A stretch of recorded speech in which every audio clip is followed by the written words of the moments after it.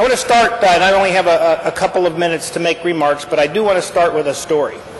It's a story of a man who walks along a particular beach as part of his morning routine. Every morning he gets up, he walks along the beach. At certain times of the year, the beach brings in a tide, and that tide brings in starfish. And at certain times of the year, there can be hundreds, maybe 1,000 or 2,000 starfish that get washed up on that beach by the tide. And as the tide recedes, those starfish are stranded on the beach, and they will die because as the sun comes up and heats them up, they have no way of returning to the life-giving water. One morning, he was walking along the beach, and there were literally hundreds, maybe 1,000 starfish along that beach. And he was thinking about how sad it was that they were all going to die in a matter of maybe an hour as the sun rose over the horizon. In the distance, he could see that there was another person that was approaching him. As he got closer, he could see that that person was doing something, but he couldn't tell quite what. He couldn't tell if that person was dancing or it was certainly making some sort of a movement. As he got closer to the person, he could see that the person was bending over, picking up the starfish one by one, and flinging them back into the ocean so that they could live. As he got close enough to the man to talk, he said, "What are you doing? Don't you see how many starfish are along this beach? You can't possibly make a difference. Most of these starfish are going to die."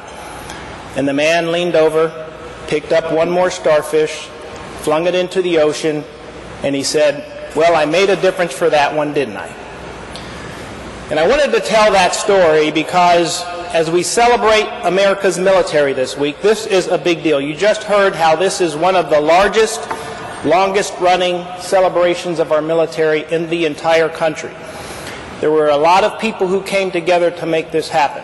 There were a lot of resources that our sponsors put in to make this happen.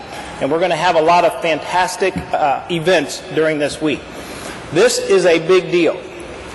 But what makes San Antonio, Military City, USA, even as important as these large events are the small things that the people of this community do, thousands and thousands of small things every day, every week, and every month to support our military.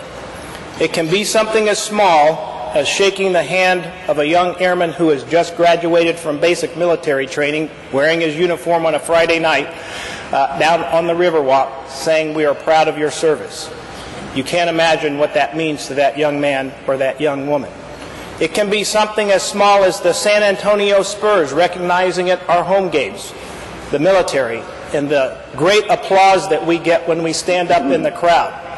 And you can't imagine how significant that is to each one of us who wear the uniform. So just as important as Celebrate America's Military Week is, and I do thank all of you who contributed to it, and certainly all of our sponsors, what makes San Antonio Military City, USA, is all of those people who walk the beach every morning throwing starfish back into the ocean one at a time. And on behalf of all of us who wear the uniform, Air Force, Army, Marines, Navy, and Coast Guard, I thank you.